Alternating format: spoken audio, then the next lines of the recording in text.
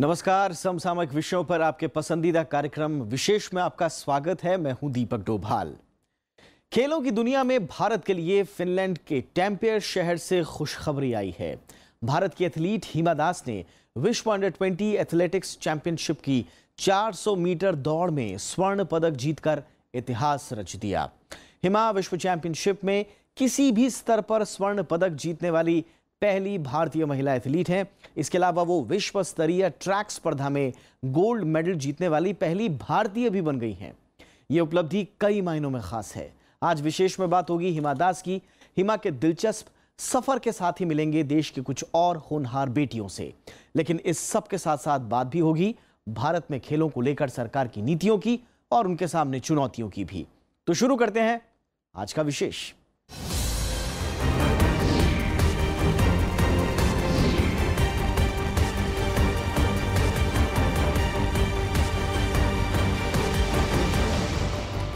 तो हिमा दास के रूप में भारत को नई उड़न परी मिल गई है।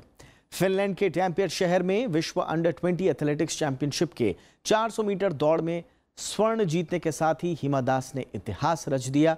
आइए जानते हैं हिमा दास की इस ऐतिहासिक उपलब्धि के बारे में। आखिर हिमा ने क्या हासिल किया जो अब तक किसी भारतीय ने हासिल नहीं किया था।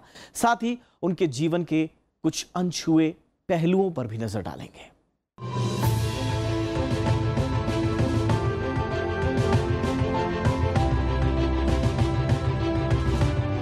IAAF विश्व अंडर-20 एथलेटिक्स चैंपियनशिप के 400 मीटर फाइनल की रेस जैसे ही शुरू हुई, हिमा दास भारत के 125 करोड़ से ज्यादा लोगों की उम्मीदों के साथ ट्रैक पर भागी। रेस खत्म होते होते हिमा दास ने वो कारनामा कर दिखाया जिसे किसी भारतीय महिला एथलीट ने अब तक नहीं किया था। फिनलैंड के टैम्पेयर शहर में हिमा चौथे नंबर की लेन में दौड़ रही थी। रेस में आधे से ज्यादा वक्त तक हिमा 4 धावकों से पीछे थी। शुरुआती 35 सेकंड तक हिमा शीर्ष 3 में भी नहीं थी, लेकिन जैसे जैसे फिनिशिंग लाइन करीब आ रही थी, हिमा के कदमों को जैसे पंख लग गए। अंतिम मोड़ के बाद हिमा रोमानिया की एंड्रिया मिकलोस से पिछड़ रही थी, लेकिन इसके बाद आखिरी कुछ पलों में उन्होंने जो दमखम दिखाया उससे स्वर्णिम इतिहास बन गया। आखिरी पलों में हिमा की तेजी से बाकी सारे रेसर पीछे छूट गए। 18 साल की हिमा ने रेस 51 मिनट 46 सेकंड के साथ पूरी कर 400 मीटर दौड़ का स्वर्ण पदक भारत के नाम कर दिया। इसके साथ ही हिमा ने भारत को जश्न का वो मौका दिया जो भारतीय एथलीटों को अब तक कभी नहीं मिला था। किसी अंतर्राष्ट्रीय एथलेटिक्स ट्रैक पर स्वर्ण पदक के साथ भारतीय एथलीट के हाथों में तिरंगा और चेहरे पर विजयी मुस्कान। लंबे वक्त से हर हिंदुस्तानी को इस तस्वीर का इंतजार था। I am first girl of India, track and field gold medalist, so I am very happy. So special thanks my Indian and specially thanks my coaches. हिमा इतिहास रच चुकी हैं। इस उपलब्धि के साथ हिमा विश्व स्तर पर गोल्ड मेडल जीतने वाली पहली भारतीय महिला एथलीट बन गई हैं। हिमा से पहले भारत की किसी भी महिला एथलीट ने विश्व चैंपियनशिप के किसी भी स्तर पर स्वर्ण पदक नहीं जीता था। हिमा ट्रैक स्पर्धा में विश्व स्तर पर गोल्ड जीतने वाली पहली भारतीय भी बनी हैं। इससे पहले भारत के किसी महिला या पुरुष खिलाड़ी ने जूनियर या सीनियर किसी भी स्तर पर ट्रैक स्पर्धा के विश्व चैंपियनशिप में गोल्ड नहीं जीता था। फ्लाइंग सिख के नाम से मशहूर मिल्खा सिंह और पीटी उषा भी ये कमाल नहीं कर पाए थे। इस लिहाज से भारत के लिए अंतर्राष्ट्रीय ट्रैक पर हिमा दास की उपलब्धि ऐतिहासिक है। जूनियर लेवल पर 400 मीटर दौड़ का स्वर्ण जीतने के साथ ही हिमा भाला फेंक के बेहतरीन खिलाड़ी नीरज चोपड़ा की सूची में शामिल हो गई, जिन्होंने 2016 में पिछली प्रतियोगिता में स्वर्ण पदक जीता था। इससे पहले विश्व जूनियर चैंपियनशिप में भारत के लिए चक्का फेंक में 2002 में सीमा पूनिया ने और 2014 में नवजीत कौर ढिल्लों ने कांस्य पदक जीता था। अक्सर लोग क्या समझते कि मुझे स्वर्ण पदक मिल गया तो चलो मेरे को वहां से 1 लाख रुपया मिल जाएगा, यहाँ से 2 लाख मिलेगा, वो सोचते लोग। ये लड़की पहली लड़की है, वो कहती है कि मुझे जो है जीतने उतने से कोई फर्क नहीं पड़ता, मेरी टाइमिंग अच्छी होनी चाहिए। जो पिछली बार मैंने दौड़ी उससे भी अच्छी दौड़ अब के लगाना है। भारत की नई उड़ान परी हिमा दास असम के नगांव जिले की धिंग गांव की रहने वाली हैं। साधारण किसान परिवार से आने वाली हिमा ने बचपन में कभी भी एथलेटिक्स में किस्मत आजमाने के बारे में नहीं सोचा था। शुरुआत में हिमा को फुटबॉल खेलने का शौक था। वो धान के खेतों के पास खाली पड़े मैदान में लड़कों के साथ फुटबॉल खेलती थी। उसे स्ट्राइकर के तौर पर अपनी पहचान बनाना था। उसके दौड़ने की क्षमता को देखकर किसी ने उसे एथलेटिक्स में हिस्सा लेने की सलाह दी। यहीं से उसका रेसिंग के साथ जुड़ाव शुरू हुआ। हिमा स्थानीय स्तर की प्रतियोगिताओं में दौड़ने लगी। जनवरी 2017 में गुवाहाटी के कैंप्स में हिना पर एथलेटिक्स कोच निपुण दास की नजर पड़ी। उन्होंने बड़ी मुश्किल से हिमा के परिवार को इस बात के लिए मनाया कि हिमा गुवाहाटी में रहकर खेल की तैयारी करें। निपुण दास ने ही हिमा को गुवाहाटी के राज्य खेल अकादमी में भर्ती कराया। निपुण उस वक्त से हिमा को गाइड करते रहे हैं। एथलीट बनने के लिए हिमा को अपना परिवार छोड़कर करीब लगभग 140 किलोमीटर दूर गुवाहाटी आकर रहना पड़ा। उसके बाद हिमा के आगे बढ़ने और काबिलियत को निखारने की कहानी शुरू हुई। पहले हिमा 200 मीटर दौड़ के लिए तैयारी करती थी, लेकिन निपुण के कहने पर ही हिमा ने 400 मीटर दौड़ में जोर आजमाइश करना शुरू किया। हिमा मौजूदा अंडर 20 सत्र में सर्वश्रेष्ठ समय निकालने के कारण फिनलैंड में जूनियर विश्व चैंपियन के खिताब की प्रबल दावेदार थी। हिमा ने इस साल अप्रैल में गोल्ड कोस्ट में हुए राष्ट्रमंडल खेलों की 400 मीटर स्पर्धा में छठे स्थान पर रही थी। इसमें हिमा ने 51.32 सेकंड में दौड़ पूरी कर भारतीय अंडर 20 का रिकॉर्ड बनाया था। इसी राष्ट्रमंडल खेलों की 400 मीटर स्पर्धा में उन्होंने 7वां स्थान हासिल किया था। गुवाहाटी में हाल में राष्ट्रीय अंतरराज्य चैंपियनशिप में उन्होंने 51.13 सेकंड के साथ अपने इस रिकॉर्ड में सुधार किया। गेम जाने के पहले उससे कहा कि तुम जो है 53-54 सेकंड में दौड़ लो, उसके बाद 52 तो वैसे हो जाएगा, आप क्वालिफाई हो जाएंगे। तो पहली बार वो 52 छोड़ो 51 में दौड़ गए। वो 51.97 कुछ करके। देखिए ये खूबी है, अगर किसी को अगर अच्छा करना है खेल में, वो ये जो कहते हैं ना हमारी करने की इच्छा, वो अच्छी होनी चाहिए। हिमा दास के इतिहास रचने के बाद बधाइयों का तांता लग गया है। राष्ट्रपति, प्रधानमंत्री समेत खेल जगत की तमाम हस्तियों ने हिमा के इस कारनामे पर बधाई दी है। राष्ट्रपति रामनाथ कोविंद ने ट्विटर पर लिखा कि ये असम और भारत के लिए गर्व का पल है और अब ओलंपिक पदक का इंतजार है। प्रधानमंत्री नरेंद्र मोदी ने ट्विटर पर लिखा कि भारत को एथलीट हिमा दास पर गर्व है, जिसने विश्व अंडर 20 चैंपियनशिप में ऐतिहासिक स्वर्ण पदक जीता। इस उपलब्धि से आने वाले समय में युवा खिलाड़ियों को प्रेरणा मिलेगी। युवा कार्य और खेल मंत्री राज्यवर्धन सिंह राठौर ने भी हिमा को उनकी इस उपलब्धि पर बधाई दी है। उन्होंने ट्विटर पर लिखा कि हिमा की इस उपलब्धि से भारत गौरवान्वित हुआ है। असम के छोटे से गांव से आने वाली हिमा दास की इस ऐतिहासिक उपलब्धि से ये साबित होता है कि अगर हौसले बुलंद हों तो बाधाएं रास्ता नहीं रोक सकती। Bureau report, Rajya Sabha TV. और अगर हाल ही के दिनों का प्रदर्शन देखें तो भारतीय महिलाओं ने खेलों की दुनिया में कई नए कीर्तिमान रचे हैं। इन लड़कियों ने दिखा दिया कि तमाम सामाजिक वर्जनाएं और घरेलू परेशानियां उनका रास्ता नहीं रोक सकती। दुनिया में कोई ऊंचाई ऐसी नहीं है जो वो लांघ न सकें और कोई ऐसी दौड़ नहीं है जिसमें वो दूसरों को पछाड़ न सकें।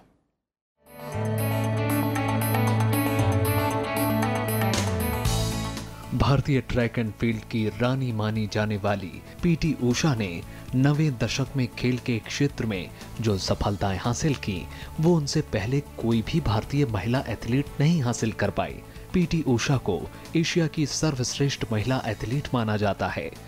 भारत की गोल्डन गर्ल कही जाने वाली पीटी ऊषा ने एशियन ट्रैक एंड फील्ड में 1983 से 1989 के बीच 13 गोल्ड मेडल जीते। 1985 में जकार्ता में हुई छठी Asian track and field meet में भारतीय उड़न परी पीटी ऊषा ने 5 गोल्ड मेडल और 1 ब्रॉन्ज मेडल जीता, जो एक ही एथलीट द्वारा एक ही अंतर्राष्ट्रीय प्रतियोगिता में जीते गए सबसे ज्यादा मेडल्स का रिकॉर्ड है। खेलों में उनके योगदान को देखते हुए उन्हें 1984 में पद्मश्री और अर्जुन अवार्ड से सम्मानित किया गया। पीटी ऊषा 400 मीटर में सिवाय ओलंपिक मेडल के सब जगह पे जीत गई वो, कहीं जाके जीती वो एक बड़ी चीज है। और अंजू बॉबी जॉर्ज भी 4th आई है वर्ल्ड के इसमें, इसी कोई भी ओलंपिक्स में भी 4th आई है वो, विश्व स्तर पे तो मेडल जीती है। तो ये सब चीज जो होते हैं ना, जब दूसरों को देखते हैं आप उत्साहित होते हैं। 5 बार की वर्ल्ड चैंपियन रह चुकी बॉक्सर एमसी मैरी कॉम किसी परिचय की मोहताज नहीं है। मैरी कॉम एकमात्र ऐसी बॉक्सर हैं जिन्होंने 6 वर्ल्ड चैंपियनशिप पदक जीते हैं। मैरी कॉम 2012 ओलंपिक के लिए क्वालिफाई करने वाली इकलौती भारतीय बॉक्सर थीं और उन्होंने 2012 ओलंपिक में ब्रॉन्ज मेडल जीता। मैरी कॉम एशियन गेम्स में गोल्ड मेडल जीतने वाली पहली भारतीय महिला बॉक्सर बनी। मैरी कॉम को पद्म भूषण, अर्जुन अवार्ड, पद्मश्री और खेल रत्न से सम्मानित किया जा चुका है। 1995 की एशियन चैंपियनशिप जीतने वाली कर्णम मल्लेश्वरी सिडनी ओलंपिक में वेट लिफ्टिंग में कांस्य पदक जीतने वाली पहली भारतीय महिला खिलाड़ी बनी। 9 साल तक राष्ट्रीय चैंपियन रह चुकी मल्लेश्वरी को खेलों में उनके शानदार प्रदर्शन के लिए 1994 में अर्जुन अवार्ड और 1995-96 में राजीव गांधी खेल रत्न पुरस्कार से सम्मानित किया गया। 1999 में उन्हें पद्मश्री से नवाजा गया। भारत की सबसे सफल महिला टेनिस खिलाड़ी Sania Mirza 3 mixed grand slam के अलावा विंबलडन का डबल्स खिताब भी जीत चुकी हैं। कई सालों तक वो महिला डबल्स में वर्ल्ड की नंबर 1 खिलाड़ी रहीं। टाइम्स पत्रिका ने सानिया मिर्जा को अक्टूबर 2005 में एशिया के 50 हीरो की सूची में शामिल किया था। नवंबर 2013 में वो दक्षिण एशिया के लिए यूएन वुमेन गुडविल एम्बेसडर भी बनी थी। 2014 में तेलंगाना सरकार ने सानिया मिर्जा को राज्य के ब्रांड एम्बेसडर के रूप में नियुक्त किया था। उन्हें भारत सरकार ने अर्जुन पुरस्कार, पद्मश्री, पद्म भूषण और राजीव गांधी खेल रत्न से सम्मानित किया है। राजीव गांधी खेल रत्न, पद्मश्री, पद्म भूषण और अर्जुन अवार्ड से सम्मानित साइना नेहवाल बैडमिंटन की विश्व रैंकिंग में शीर्ष तक पहुंचने वाली पहली भारतीय महिला शटलर हैं। साइना ने लंदन ओलंपिक में कांस्य पदक जीता था और ऐसा करने वाली वो पहली भारतीय बैडमिंटन खिलाड़ी हैं। अप्रैल 2018 में ऑस्ट्रेलिया के गोल्ड कोस्ट में आयोजित किए गए 21वें राष्ट्रमंडल खेल में भी भारतीय महिलाओं ने शानदार प्रदर्शन किया। 5 बार की विश्व चैंपियन महिला मुक्केबाज मैरी कॉम ने कॉमनवेल्थ में पहली बार गोल्ड मेडल जीता। वहीं पहलवान विनेश फोगाट ने महिलाओं की 50 किलोग्राम फ्री स्टाइल मुकाबले में गोल्ड मेडल जीता। महिलाओं की सिंगल्स टेबल टेनिस मुकाबले में मनिका बत्रा ने सिंगापुर की मेंग यू यू को हराकर गोल्ड मेडल पर कब्जा जमाया। मनिका कॉमनवेल्थ गेम्स में टेबल टेनिस के सिंगल्स में गोल्ड मेडल जीतने वाली पहली भारतीय महिला खिलाड़ी बनी। Bureau report, Rajya Sabha TV. खेलों को बढ़ावा देने और प्रतिभाशाली युवाओं को प्रोत्साहन देने के लिए देश में खेल नीति भी है। इसमें समय समय पर बदलाव होते रहे, जिससे खिलाड़ियों को आगे बढ़ने में काफी मदद मिली है। लेकिन इसके बावजूद अंतर्राष्ट्रीय स्तर पर कुछ निजी प्रदर्शनों और क्रिकेट के अलावा भारतीय खिलाड़ियों को अभी बहुत कुछ हासिल करना बाकी है।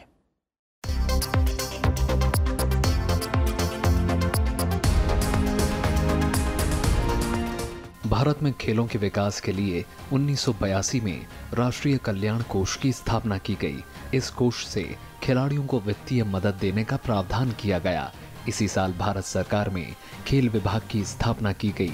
1985 में अंतर्राष्ट्रीय युवा वर्ष के मौके पर इस विभाग का नाम बदलकर खेल और युवक कल्याण विभाग कर दिया गया। 7 मई 2000 को इसे स्वतंत्र मंत्रालय घोषित कर दिया गया। 30 अप्रैल 2008 से इस मंत्रालय को युवक कल्याण विभाग और खेल विभाग में बांट दिया गया।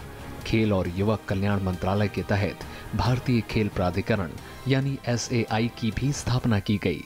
इसका काम युवाओं की प्रतिभा को सामने लाकर उन्हें तराशना और खेलों के विकास के लिए बुनियादी सुविधाएं, उपकरण तथा प्रशिक्षण उपलब्ध कराना है। दरअसल आजादी से पहले अंग्रेजी शासन के दौरान क्रिकेट, हॉकी और फुटबॉल के अलावा दूसरे खेलों पर खास ध्यान नहीं दिया गया। ये तीनों ही खेल अंग्रेज शासन और देशी संभ्रांत वर्ग तक सीमित थे। आजादी के बाद देशी खेलों के विकास पर बात शुरू हुई। हालांकि पहली बार राष्ट्रीय खेल नीति 1984 में बनाई गई। इसमें इस बात पर जोर दिया गया कि 50 में से 16 खेल विषयों पर ध्यान दिया जाए और इनकी प्राथमिकता के आधार पर विकास किया जाए। 16 सूत्री इस खेल नीति में ग्रामीण इलाकों में खेलकूद के विकास, खिलाड़ियों के लिए पौष्टिक आहार की व्यवस्था, स्कूल कॉलेजों की सांस्कृतिक गतिविधियों में खेलों को शामिल करना, खिलाड़ियों के लिए रोजगार की व्यवस्था, खेल उद्योग को बढ़ावा और अंतर्राष्ट्रीय प्रतियोगिताओं में शिरकत सुनिश्चित करना शामिल था। देश में खेलों के विकास और खिलाड़ियों को मदद देने के लिए केंद्र सरकार ने 2001 में नई राष्ट्रीय खेल नीति लागू की। खेलों का आधार व्यापक करना, उपलब्धियों में श्रेष्ठता लाना, संरचनात्मक ढांचे का विकास और बढ़ावा देना इसके प्राथमिक लक्ष्य हैं। इस नीति के तहत राष्ट्रीय खेल फेडरेशनों और दूसरी उपयुक्त संस्थानों को सरकारी सहायता मुहैया कराई जाती है। खेल को वैज्ञानिक और प्रशिक्षण संबंधी मजबूती प्रदान करना, खिलाड़ियों को प्रोत्साहन देना, खेलों के उत्थान में संगठित क्षेत्र की भागीदारी को बढ़ाना और जनता में खेलों के प्रति रुझान पैदा करना भी राष्ट्रीय खेल नीति का हिस्सा है। इस नीति के तहत महिलाओं, पिछड़ी जनजातियों और ग्रामीण युवाओं की भागीदारी को भी प्रोत्साहित किया जाता है। ये खेल नीति वगैरह एक हद तक काम आते हैं जब आप कहते हैं, उसके बाद जो है अपनी मेहनत से लोग आते हैं। कितना भी कहिए आप, सिस्टम जो है एक हद तक ले जा सकती है आपको। सिस्टम आपको जरिया दिखा सकती है कैसे करना। जब तक आप अपने आप नहीं करते हैं तो सिस्टम कुछ नहीं कर सकता।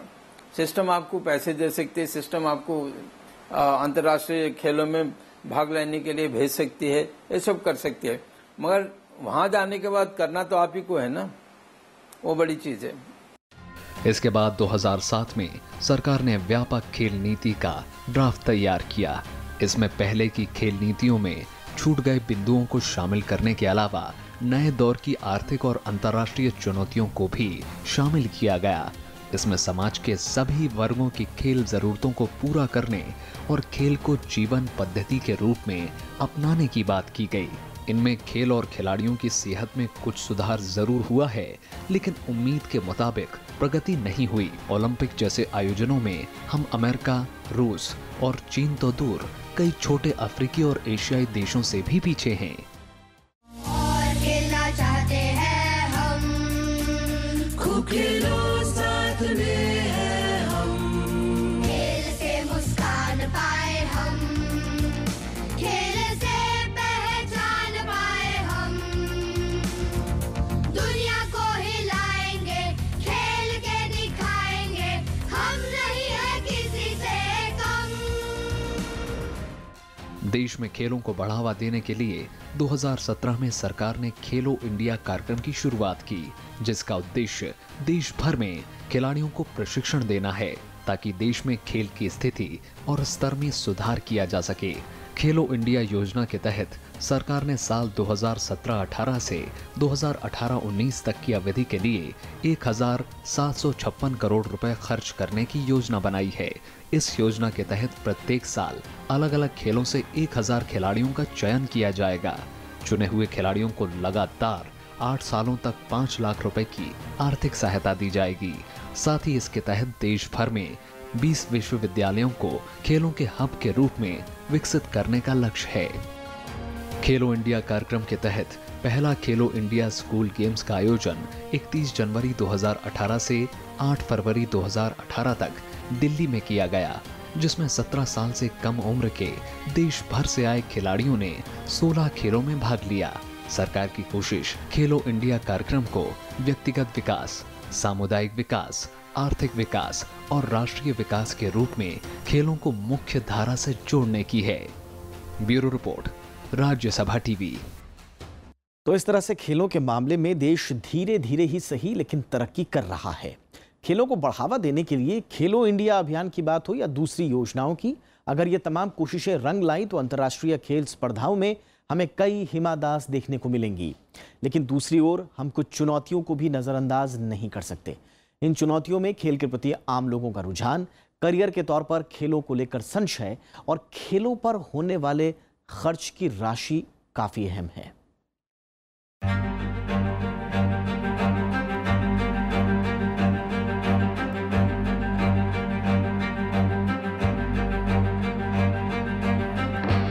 भारत में खेलों की दो दुनिया हैं। पहली दुनिया है क्रिकेट की, जिसमें कामयाबी है, ग्लैमर है और बेतहाशा शोहरत है। लेकिन दूसरी दुनिया इतनी रोशन ज़दा नहीं है। ये स्याह दुनिया कबड्डी, दौड़, ऊंची कूद और जिम्नास्टिक जैसे असंख्य खेलों से भरी हुई है। आखिर एक ही देश में खेलों के बीच ये खाई क्यों है? इसकी पड़ताल करें तो कई वजहें उभरती हैं। ये सब चीज जो है, जैसे जैसे दौर बदलते जाता है ना, हर आदमी समझता है कि ये आज जो है खेल में काफी सारा सुधार आया। सुधार नहीं आया, लोग वही है। तब जितना मेहनत करके लोग अपने आप आगे जाते थे, आज भी उतने ही हैं। इतने है कि आज आपको सहूलियतें थोड़े बढ़ गए। पड़ताल से पहले देश में खेलों की मौजूदा स्थिति पर नजर दौड़ा लें।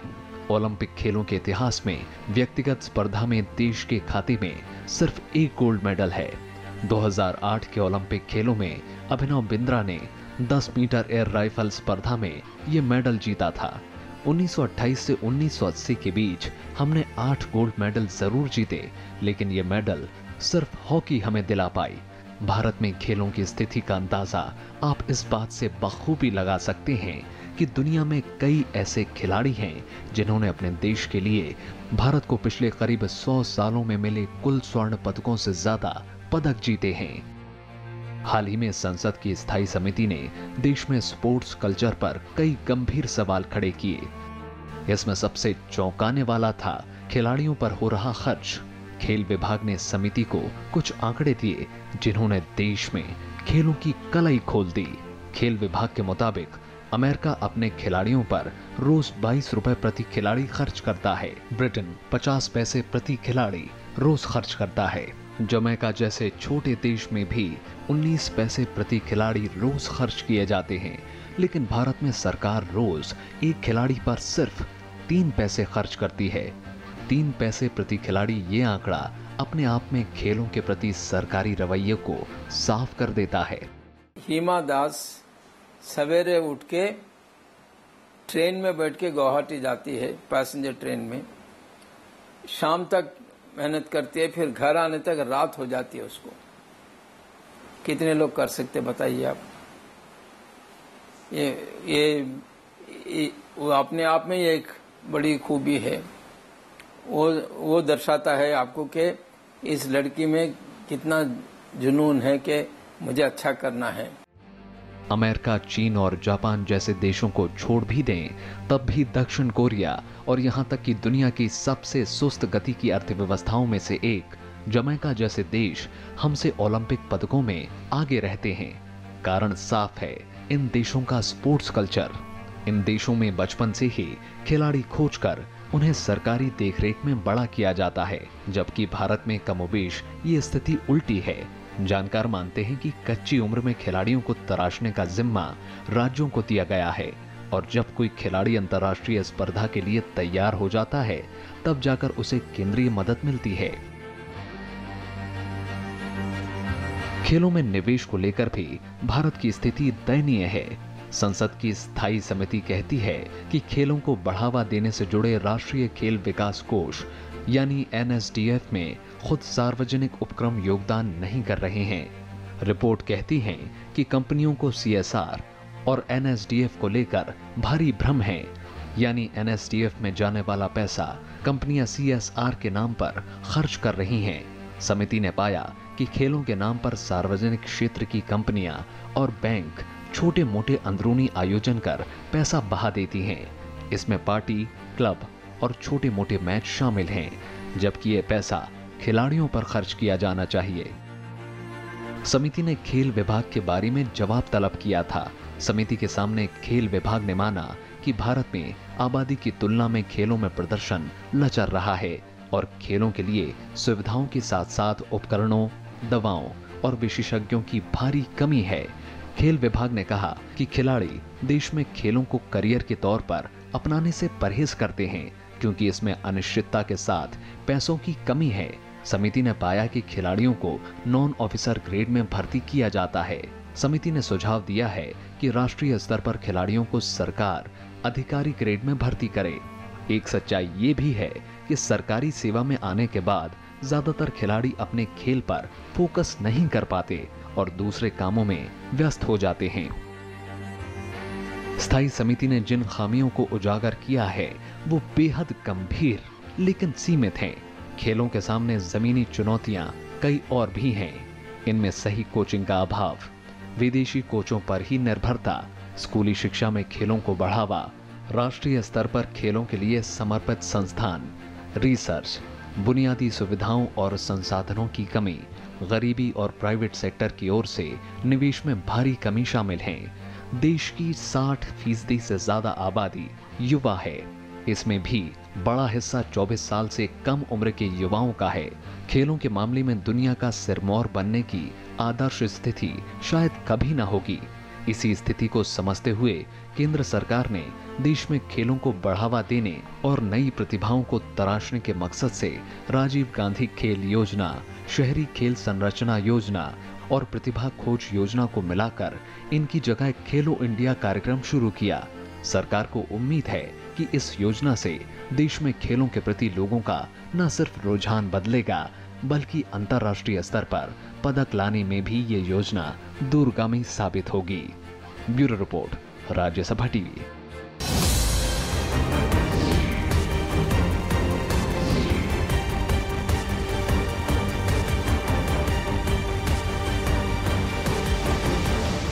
ये था आज का विशेष, लेकिन आपको याद दिला दें कि हमारे ये कार्यक्रम आप YouTube पर भी देख सकते हैं और वहां आप अपना फीडबैक भी दे सकते हैं। आपकी प्रतिक्रियाओं का हमें हमेशा इंतजार रहता है। नमस्कार।